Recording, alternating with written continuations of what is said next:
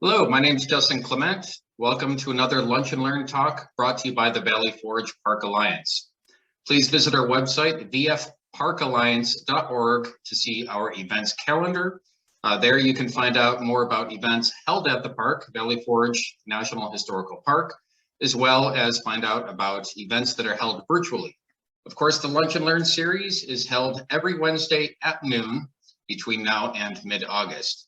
On the events calendar, if you click on any Lunch and Learn events, you can find the entire schedule of events past and present. If you click on any of the past events, then you can find out about any video recordings that we have of past talks in the series. And you can also find our channel on YouTube to see any of the Lunch and Learn talks from this season.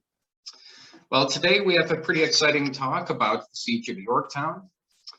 We are going to be joined by Glenn F. Williams, Ph.D. Williams is a retired Army officer who entered public history as his second career. He is currently a senior historian at the U.S. Army Center of Military History at Fort McNair, Washington, D.C. He is also author of the book Year of the Hangman, George Washington's Campaign Against the Iroquois, as well as Dunmore's War, the last conflict of America's colonial era. He's a contributing author to the book Battles of the Revolutionary War and War of 1812, Two Interpretive Maps, and also the essay Let It Begin Here, an article about the battles of Lexington and Concord that appears in the book 10 Key Campaigns of the American Revolution. Williams has also published numerous articles in journal and magazines, so please look him up online. I'm sure you'll find much to your interest. Williams holds a Ph.D. in history from the University of Maryland, College Park. So it's my pleasure to welcome him aboard. So Glenn Williams, thank you for joining us. Oh, thank you, Justin. Thanks for having me. All right, so carry it away, sir. Okay, well, thanks again. Today we're going to be talking about the Siege of Yorktown. What I like to say is it's more than just the Redoubts 9 and 10, then the world turned upside down story. It is the decisive engagement of the American War for Independence, as I like to call it. And I first like to start out by putting you in the strategic situation. In 1781, the war was at a critical point. It was probably apparent that the Americans would probably not lose. The question was, could they win? What else was going on? Well, of course, Washington's main army is centered on New York City. New York City is the center of loyalist government, British military power, the fleet, and everything else. And if you remember, in 1776, Washington suffered probably his most humiliating defeat when he lost New York. And if you put it in terms of World War II, I'd like to say Washington was as obsessed about recapturing New York as MacArthur was about recapturing the Philippines during the war. The French have been in North America since July of 1780, and they hadn't really done much except camp around Newport, Rhode Island, and in Connecticut and parts of New York. And Washington and the Americans really wanted to get them into action. Washington wanted to use the French Army and Navy to retake New York. What else is going on? Well, the war in the South is raging. Greene had engaged the British at Cowpens and Guilford Courthouse without tactically winning battles. He was strategically moving the British into their enclave around Charleston, and things were about to change. Benedict Arnold leads an invasion of Virginia in January of 1781. To counter that, Washington detaches the Corps of Light Infantry from the main army and sends it south to Virginia to try to contain that. Baron von Steuben is in Virginia training a reconstituted Virginia militia. The Maryland Continentals that have been destroyed pretty much at Camden are being reconstituted. There's 2 regiments in the South with Green, but they're also reconstituting 2 regiments in Maryland. And eventually Washington detaches the Pennsylvania brigade under Anthony Wayne and sends them south to reinforce Lafayette. And while all this is going on, the war on the frontier is continuing. After Guilford Courthouse, as you know, Cornwallis marches with, I won't say all, but a good portion of his army from the Carolinas to join the army in Virginia that had landed with Benedict Arnold. It is now under a General Phillips, to combine their forces together in Virginia. And since they greatly outnumber Lafayette, Washington pretty much tells Lafayette, do your best to harass Cornwallis and stay between the British Army and the Potomac. And that's what he does as he gets reinforced by Anthony Wayne. And eventually Clinton, General Henry Clinton in New York, the British Commander-in-Chief in North America, tells Cornwallis to go into winter quarters, establish a suitable base, which he picks Yorktown, and starts to fortify with the intention of resuming offensive operations the following campaign season or the following spring. The Americans are still trying to get the French to cooperate in something. Washington and Rochambeau discuss this, and Rochambeau tries to talk Washington out of attacking New York. He does not think that's a good idea, but Washington is insistent. Eventually, Rochambeau receives a message from Admiral de Grasse coming up from the West Indies with a powerful French fleet, 3 additional regiments of French infantry and a battalion of artillery, but he's only going to come as far as the Chesapeake. So this is what sets the stage for the Yorktown campaign. Rochambeau notifies Washington of this. And if you've seen the movie Patton, I like to relate it to that. During the height of the Battle, the Bulge, when everything is going downhill for the Allies, and all the Allied commanders are telling Eisenhower they can't reposition forces, Patton tells them he can have Third Army attacking north in 48 hours. Well, this reminds me of Washington at this time. Within 48 hours of being told that de Grasse is heading only as far as the Chesapeake, the first units of the Continental Army are on the march for Virginia. It's an amazing feat for an army. It's only a couple years old. Rochambeau will join with the French army as well. Now they have to keep the British, of course, in New York occupied. So Washington comes up with a plan where he calls in militia from the neighboring states, Connecticut, New York, New Jersey, militia and state troops, and plus leaves about 2,500 Continentals in New York to make the appearance that they're still intending to attack New York. By the time Clinton realizes this is not what the Americans are doing, it's too late. They're already on the march. The Americans march across New Jersey in 3 columns towards Trenton. The French follow 4 divisions built around 4 infantry regiments marching in a single column south. They march as far as Trenton, where the artillery is loaded up aboard watercraft and taken down the Delaware to the Christiana Creek and eventually over to the Chesapeake while the soldiers continue to march. And so begins the campaign for Yorktown. It is the largest strategic redeployment of American and French troops during the Revolutionary War in North America. At the same time, de Grasse is coming up from the West Indies. De Barret, who is commanding a French naval squadron at Newport, is bringing down not only a squadron of French warships, but he's also transporting Rochambeau's siege artillery, and they are going to converge on the Virginia Peninsula. One of the misconceptions about this is you see all the signs sometimes if you drive down the East Coast about the Washington-Rochambeau route. Well, the soldiers did not all march that way. Most of the American infantry and field artillery and some of the French are loaded onto ships at Head of Elk, where Elkton, Maryland is now, and go by sea. 1 brigade of Americans continues to march south to Baltimore, as well as the rest of the French army. There are enough watercraft to take aboard the American brigade at Baltimore, but the French do not have the transport, and they trust some of the transports the Americans have contracted for. So they continue marching south. They march south through Georgetown, cross the Potomac into Virginia, and they are heading towards Yorktown when they get word that de Grasse has sent a naval squadron to Annapolis to pick up the rest of the French army, and they load onto ships at Annapolis and continue the rest of the way by sea. What continues along the Washington-Rochambeau route by land is basically the cattle, the horses, and some of the support soldiers and equipment, and the cavalry. They continue going down to the Virginia Peninsula by land.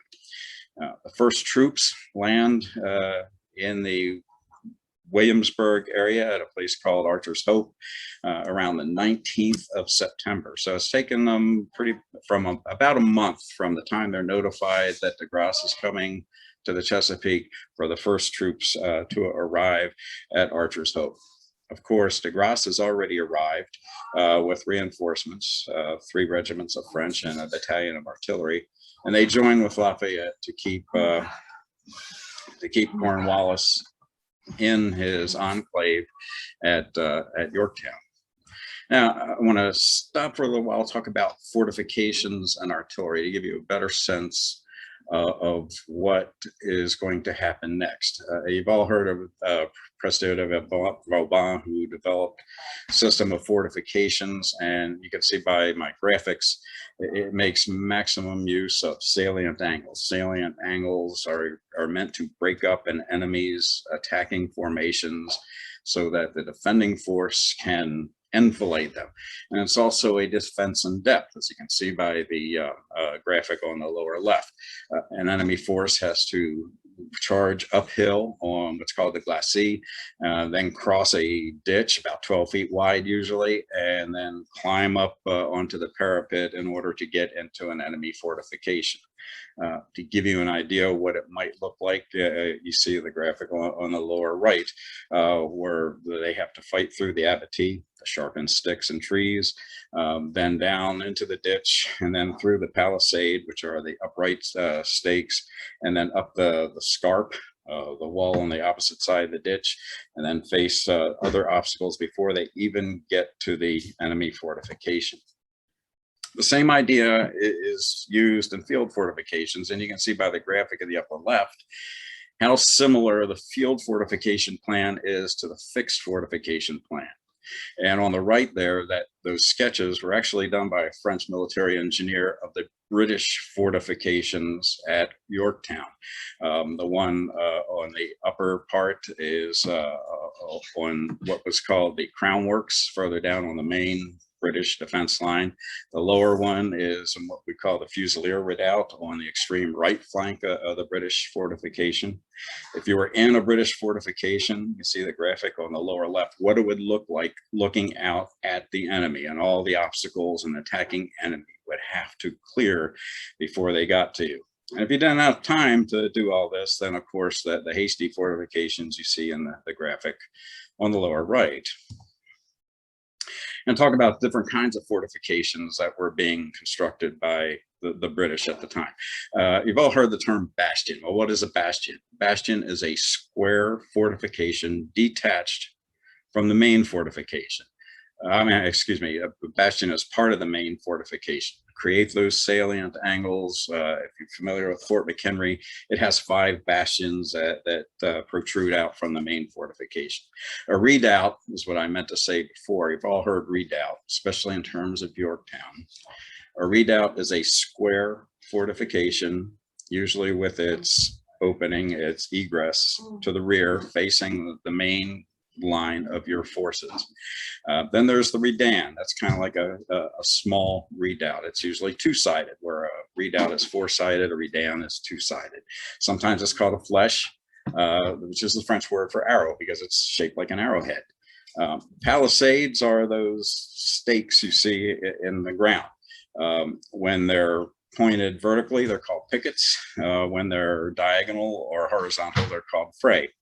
Then we have the abattis. Abattis was felled trees with the branches sharpened and pointed towards the enemy to impede an enemy attack. And then the chevaux de frise, which means a Frisian horse. And that's those things in the lower left you see what looks like spikes in a telephone pole. These are all part of the defensive works that you would use to protect yourself if you were defending a place. Now, a few words about artillery.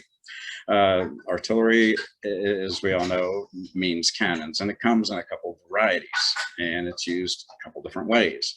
You use for anti-materiel, against things, against enemy equipment or fortifications, and anti-personnel, against the people.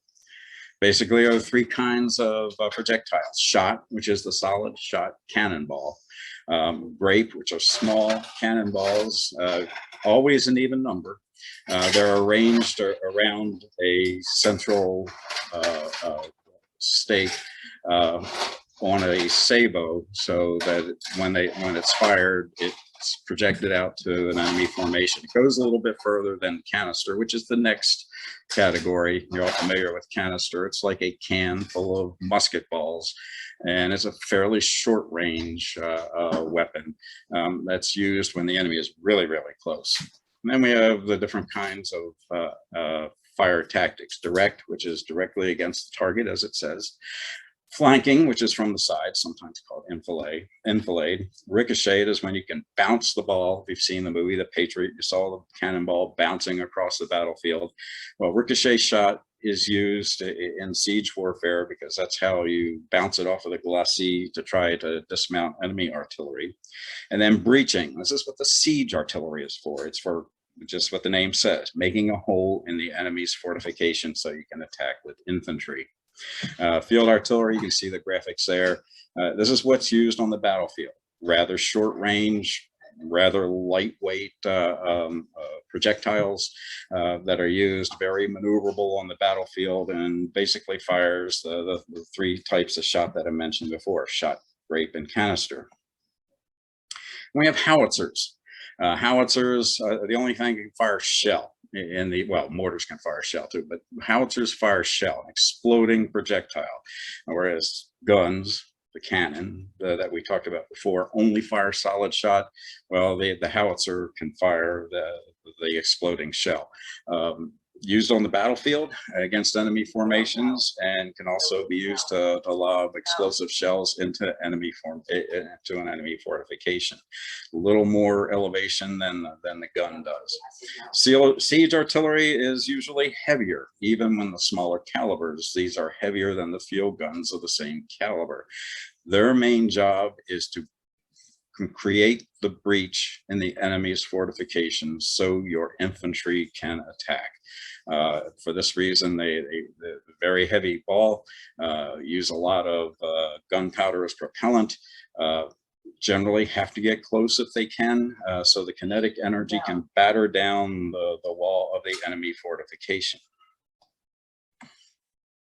So you imagine sometimes the guns on a fort of this era look a lot like naval guns, because they're basically the same, except on a ship you don't want metal wheels on your 4-truck carriage because it causes friction, which can cause fire. But it's basically the same type of weapon, used the same way as the other guns I showed you, to batter down the walls of an enemy's fortification. And for that reason, to do that, they need to get close to the enemy fortification. And then last, I want to talk about mortars. Mortars are a high angle trajectory weapon that fires, they call them bombs, but they're basically big shells. The idea is to get it over the enemy's fortification, to explode inside the enemy fortification, crash through the roofs of buildings that might be there, and destroy the enemy fortification and cause casualties. To give you a difference between the two main kinds of artillery, guns fire basically a flat trajectory on their arc of fire, whereas the mortar and to some degree the howitzers fire on a higher high-angled trajectory to get over the intermediate obstacles. The guns, the large caliber guns, when it comes to a siege, they're meant to batter down the walls and create a breach. The mortars mainly to destroy things. A lot of support vehicles go with these. You see some of the examples I have here. What the howitzer on the left and the gun on the right are attached to what's called a limber. You can see it's a lot different than the limber that you might be familiar with the Civil War with the ammunition box on it. It does not have it there. The ammunition is either carried on a box on the side of the gun's carriage or in one of the other vehicles I'm going to talk about. These are the support vehicles, the powder cart on the upper left, the ammunition wagon and ammunition cart on the bottom. When they say ammunition, they don't just mean gunpowder. They mean the projectile, the powder, but also provisions, bread, hardtack, things like that the troops are going to need. And the artillery train always included the ammunition that's going to be used by the infantry. So it wasn't strictly the artillery's ammunition in those. Of course, like today, you have to have maintenance along with your vehicles. And to do that, they had these support vehicles like the traveling forge, which is basically a mobile blacksmith wagon, so that the artificers, the technicians of the day, can make repair or build new wheels, axle trees, things like that, to keep all the equipment moving.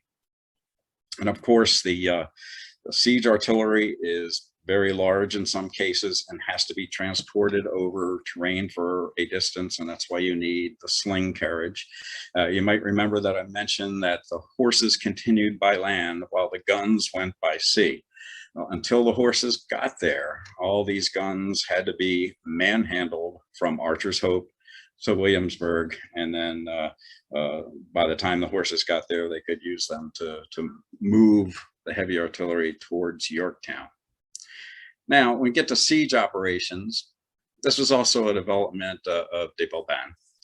And if you read Washington's letters or his papers, you will see that the orders he sent out follow the steps that Vauban set down for a siege operation. And as you can see them there, from initial investment, that means surrounding the enemy, to all the other steps you have to take, the reconnaissance, you establish your own lines, and then you make your attack in what are called parallels, which are trenches that parallel the enemy position as you creep forward in order to get your siege artillery, your heavy guns, breaching guns, close enough to start battering down the walls of the enemy fortification. Once you do that, as Napoleon said, the only logical outcome of defensive warfare is capitulation. Usually in a siege, when it got to a certain point, if the force defending could not get reinforced or somehow relieved or evacuated, then the only course that the enemy commander had was to surrender. That was usually a foregone conclusion. These are the steps that Washington and Rochambeau's armies would take.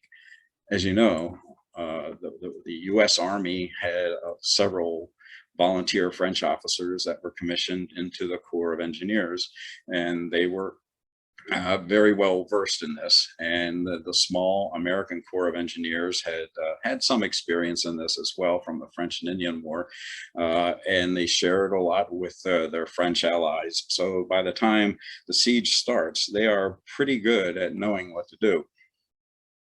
I'm going to talk about Siegecraft. If you look on the left-hand graphic, you'll see some of the tools that are required for conducting a siege, also for the defense, as well as siege operations.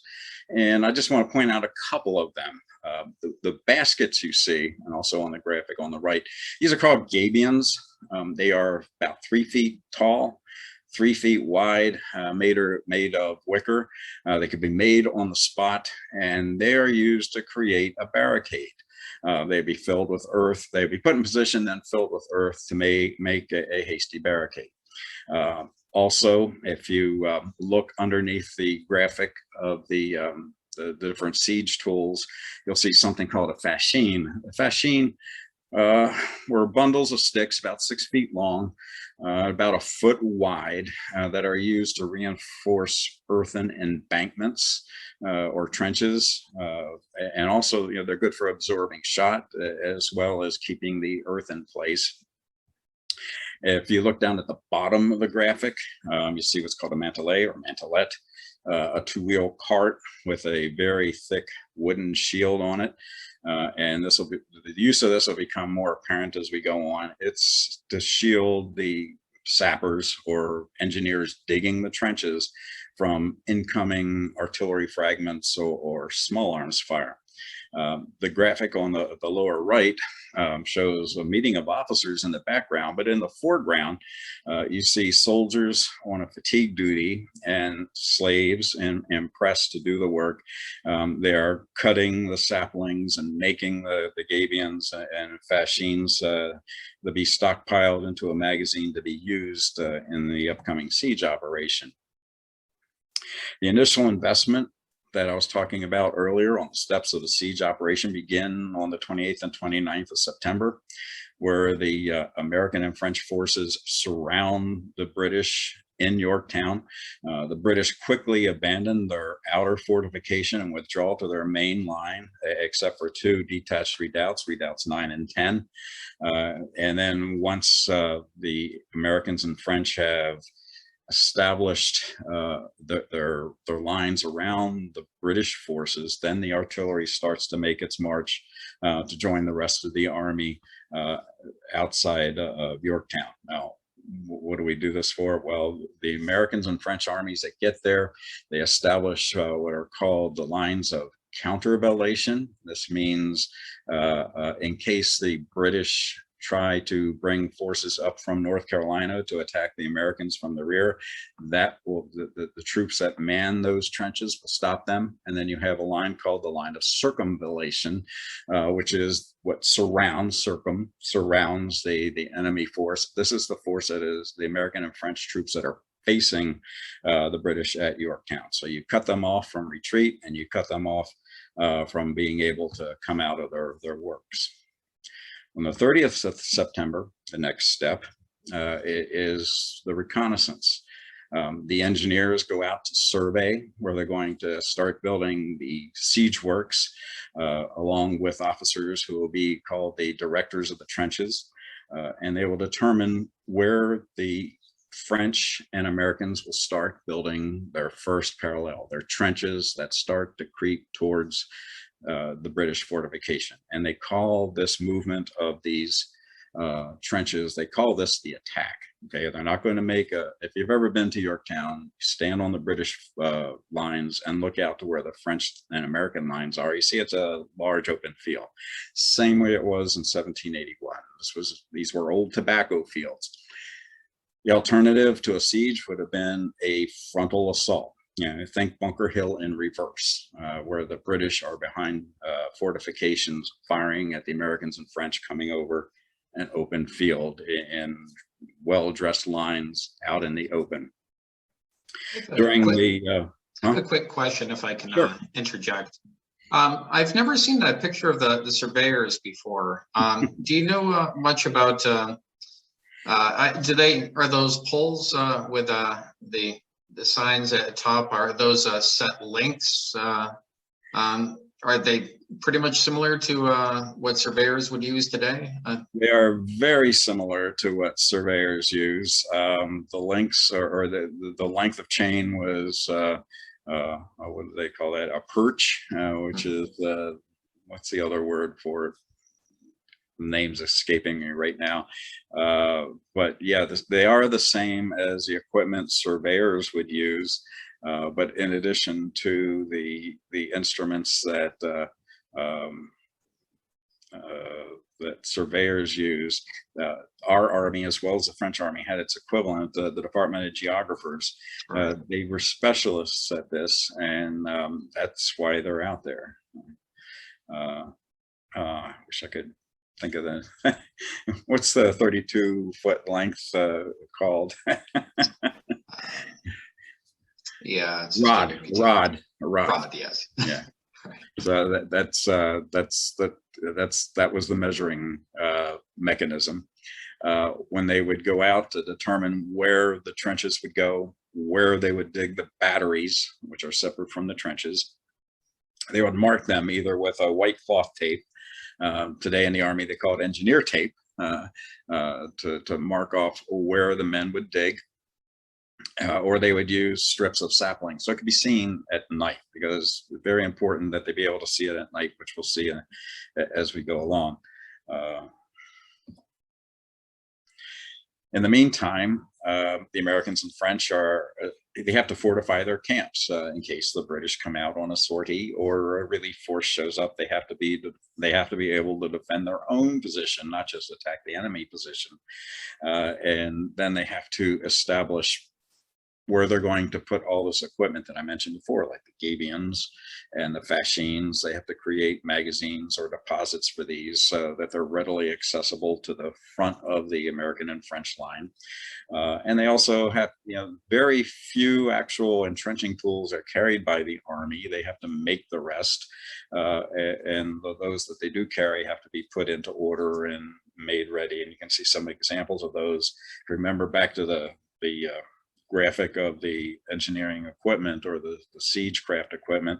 That's what they're talking about. These are the names of those items that we mentioned before. Now, on the 3rd of October, you have to remember the British are not only around Yorktown, but they're also on the opposite bank of the York at a place called Gloucester. And the troops there try to go out on a foraging expedition to pick up feed and forage for their horses and impress grain and things to feed their soldiers. Well, they run into a French-American combined force. These are French troops that have been landed from the fleet, as well as the cavalry that came down with the overland with the Rochambeau march all the way south, and also a very competent unit of Virginia militia, a brigade of militia that was made up mostly of Continental Army veterans. So these are battle tested. You could probably call them, they were called select militia, but they weren't the normal militia of guys that just train once a month or whatever. These are guys that knew what they were doing, and they are able to turn the British back to their lines at Gloucester. And this pretty much cuts off any freedom of maneuver that the British have on the Gloucester side of the York, and cuts them off from any source of supply other than what the Navy can bring them through the French blockade. So this pretty much isolates the French, isolates the British, both in Yorktown and in Gloucester. Now on the 6th of October is when the Americans and French are ready to open their first parallel. If you've been to Yorktown and you stand where the hornwork is, the British hornwork, and look out and towards the French first parallel, you can see very clearly it's marked by a French flag. It's about 800 yards away. Well, this was the maximum effective range of a British 6-pounder. That's why it's located there. All the other installations of the Americans and French have to be a mile or so back further, so the British artillery cannot reach them. But the first parallel has to be close enough to where the French and American guns can reach the British fortifications. And it's a very determined kind of operation that goes into building the parallels. Usually the work was divided amongst the Army. There'd be a brigade at a time. A brigade would march towards one of these deposits where the fascines and gabions were located. 2 units of men, the first one called the trench guards. They'd march ahead, they'd have their muskets. As they marched ahead, they would grab one bundle of fascines and then march past where the engineers had pegged off where the first parallel would go.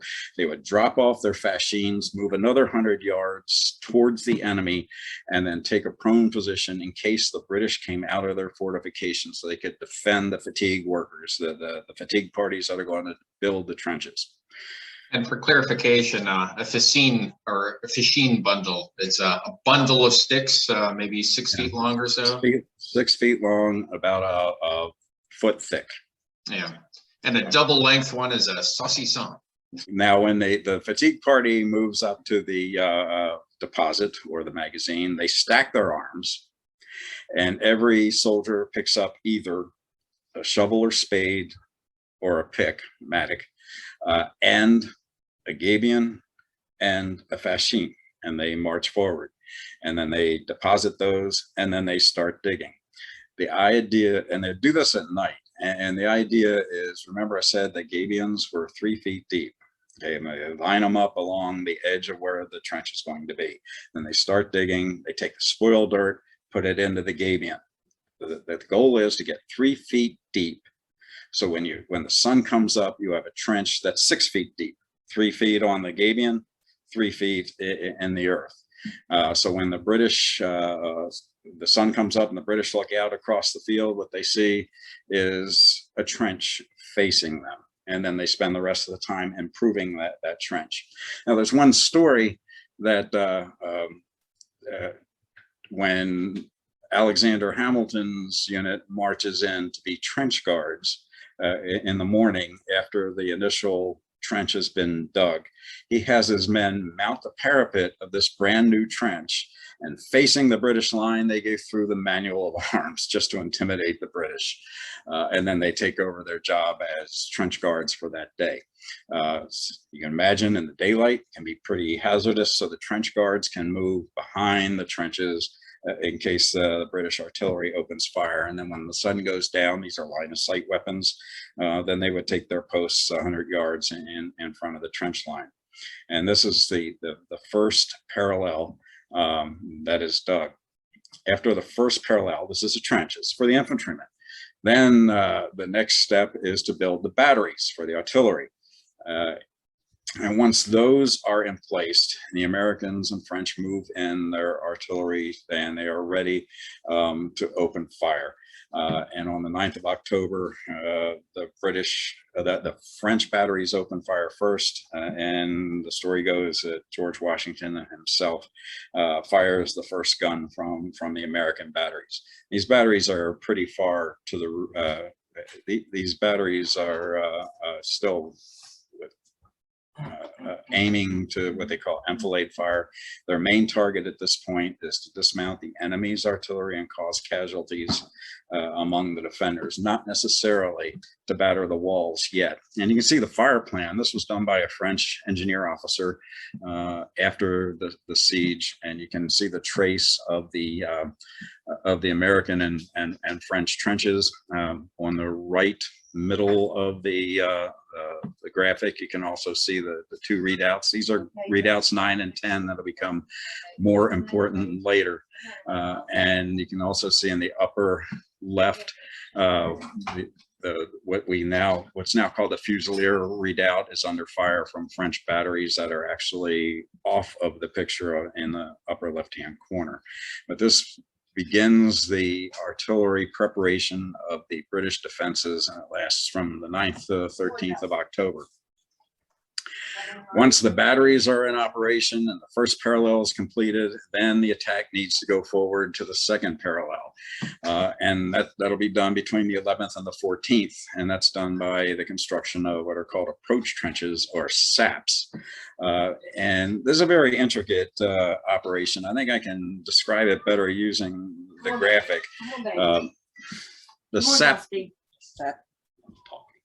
The SAP parties are divided into 4-man teams, and their idea is to build 3 cubic foot a trench. So the first guy is going to be digging 3 cubic feet. The next guy is making it wider and deeper. The guy behind him is making it wider and deeper as they move these saps or these trenches forward. As they're doing that, they're also doing it the same way as they built the parallel. They're using those gabions, putting the gabion between the trench and the enemy to absorb any enemy fire. Once the gabions are filled, then they put those fascines on top of them, and then additional spoil is thrown in front of that to create a larger and wider parapet as they move forward. Now, they're smart about this now. If they're going over an open area, yes, they have to employ this. If there was a ravine or stream bed or something like that that could serve the same purpose as the sap trench, then they would use that. And you can see that on a later graph that I have. Once they had gotten to a point where they're ready to move in and create the second parallel, the 2 British redoubts, 9 and 10, are standing in the way. They're preventing them from completing a second parallel. So they have to be attacked. So it's decided that the French will attack Redoubt 9 using grenadiers and light infantry from the regiments Gatinois and Dupont.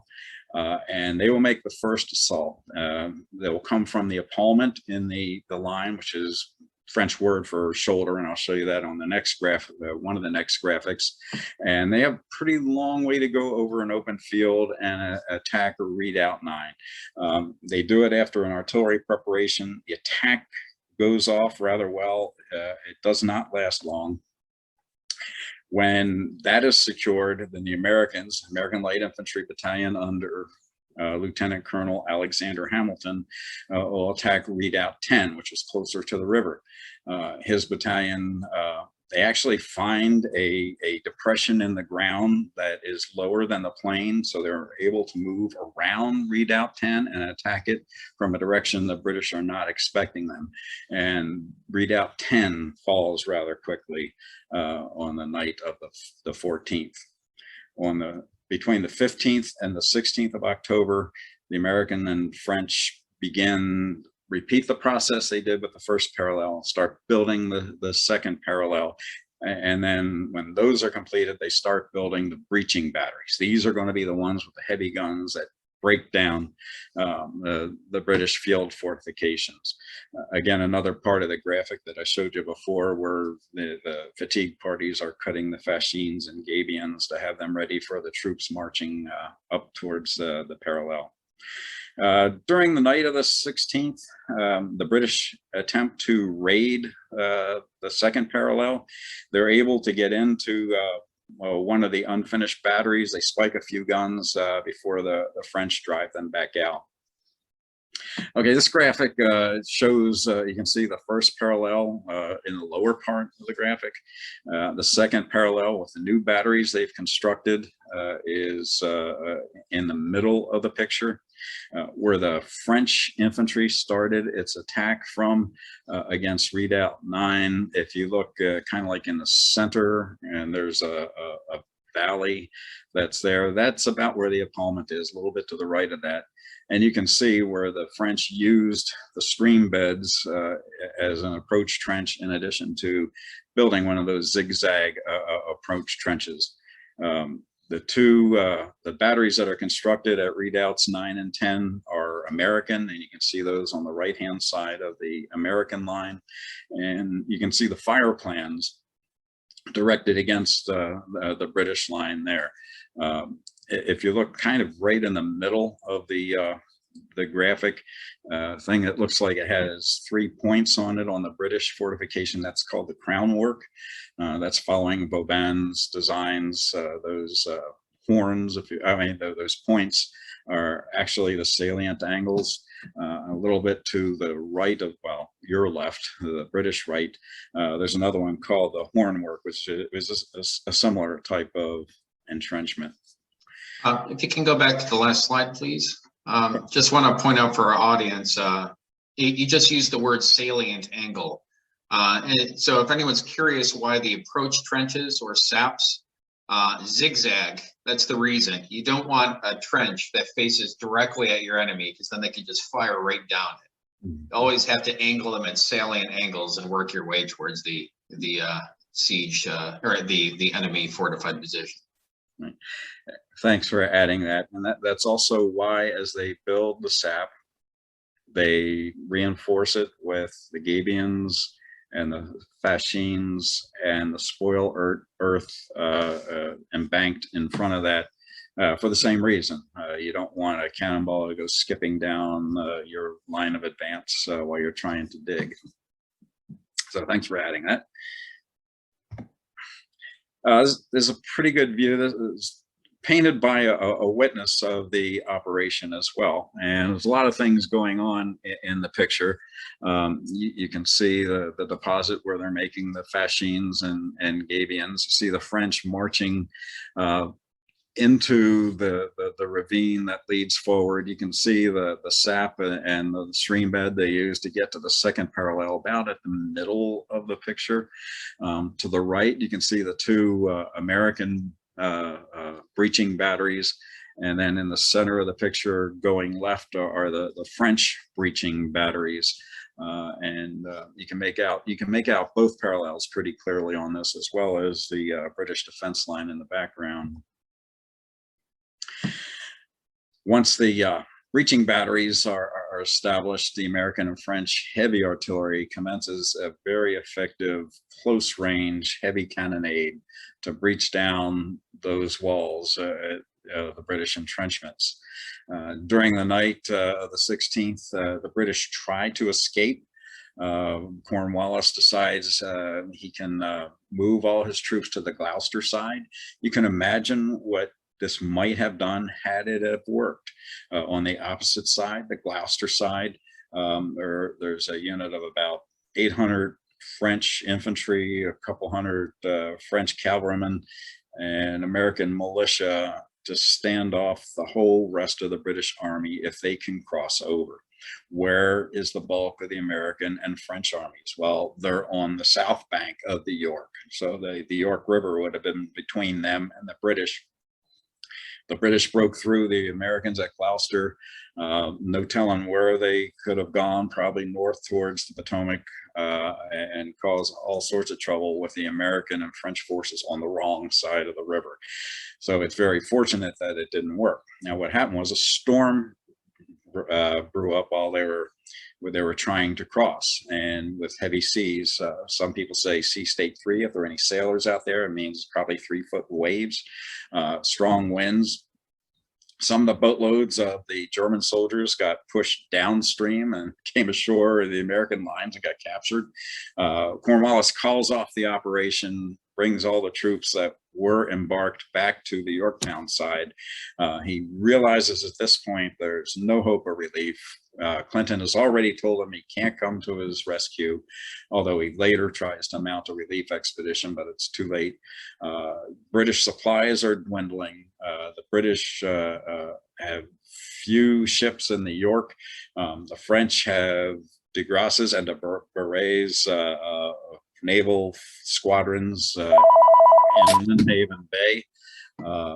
And Cornwallis pretty much sees that the game is up. So he asks for a ceasefire to discuss terms.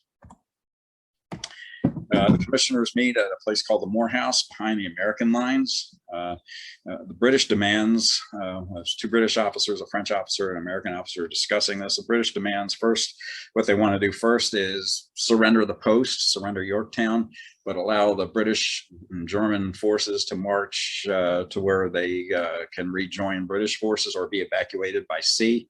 The Americans say no deal on that. They will have to surrender and become prisoners of war. Cornwallis then tries to negotiate for the honors of war. This is an 18th century thing that today we think is kind of silly, but to pay tribute to an enemy that puts up a gallant defense, you allow them the honors of war, which means they can march out of their entrenchments with their weapons, with their colors flying, and beating the tune of your enemy. And the British are denied this. They are told they will march out. They will ground their arms after they march out. They will march with their colors furled, which means encased. and they will play either a French or they have to play a British tune, not a French or an American tune. And so this is finally agreed to because they really have no other choice. One of the misconceptions about the surrender at Yorktown is that ended the war, but as most of you probably know, that the war was not over. I often get the question, what happened to the British troops? Well, the officers were paroled, a lot of them allowed to return either to Britain or to New York, but the enlisted men were marched to prisoner of war camps, most of them in the Shenandoah Valley, where they would wait until the end of the war. And as we know, the war didn't end until September of 1783. Again, from the eyewitness, two graphics of the British and German soldiers marching out of their entrenchments to ground their arms. It's what now is called the surrender field. There's a famous painting of the surrender. Sometimes we overlook the significance of what's going on here. If you've been to Yorktown, this takes place in that little road junction just outside of where the British entrenchments are. This is before the soldiers march out to ground their arms. Cornwallis said he was too ill to attend. So he sends his second in command, a brigadier general named O'Hara, out to surrender his sword. When O'Hara marches between the two lines of French officers, those are on the left, and the American officers, those on the right, he first goes to Rochambeau to offer Cornwallis's sword to Rochambeau. This is meant to snub the Americans. You know, they didn't want to surrender to the Americans, so they'll surrender to other Europeans. To his credit, Rochambeau points to Washington and says, "There is our commander-in-chief." So O'Hara walks across the road towards Washington to offer his sword to Washington. O'Hara is Cornwallis's second in command. Washington points at Benjamin Lincoln, his second in command, and points that he should surrender Cornwallis's sword to him. Now, this is significant, as a lot of you probably know, that when Lincoln surrendered Charleston in 1780 and negotiated the terms of his surrender, he was denied the honors of war by General Clinton. So this is kind of, payback for that. And that was the surrender of the field army that was at Yorktown, not the end of the war, but the surrender of the field army. So unless you have any other questions, this ends my presentation, and I thank you. All right. Well, we welcome it up to the audience. If there are any questions that people have about the presentation, about the Siege of Yorktown in general, now is a good time to ask them.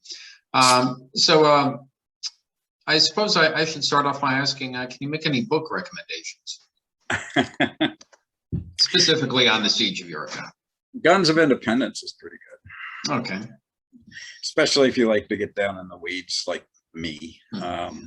It talks about the numbers of tubes on each side and things like that as well. Mm-hmm. So that would be the one that immediately comes to mind. Yeah. Another one perhaps by Andrew O'Shaughnessy, The Men Who Lost America. Yes. That one also covers in a bit of detail, if I remember, the Battle of the Capes. Mm-hmm. Yeah, that kind of gets overlooked a lot. So. Yeah. Do you think you could describe the Battle of the Capes in brief? Well, I did briefly.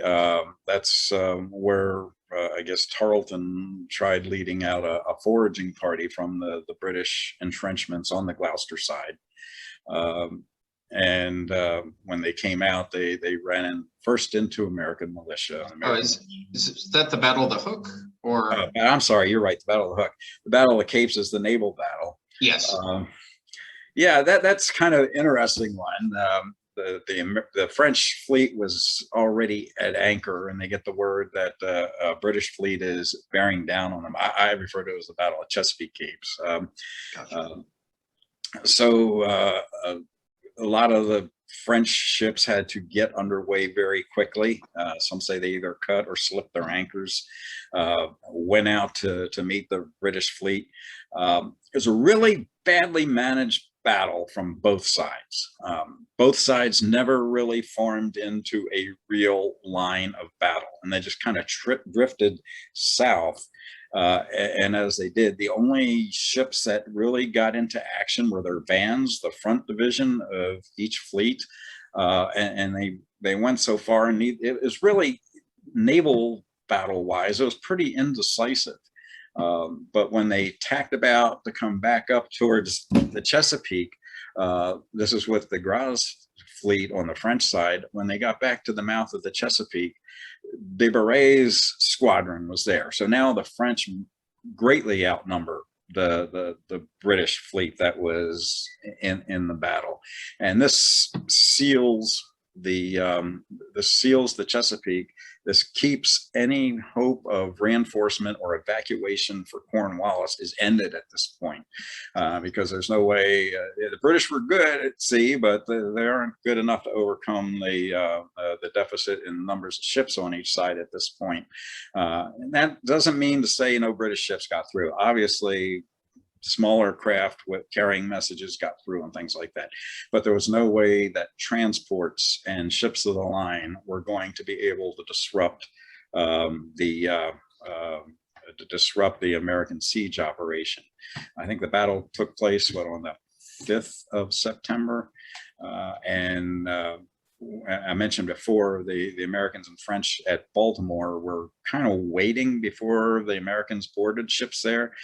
They found out on the 12th that the French had won the battle, or had turned back the British fleet, so that the British, the main point of the battle was that after the Battle of the Capes, the French had maritime supremacy on the lower Chesapeake.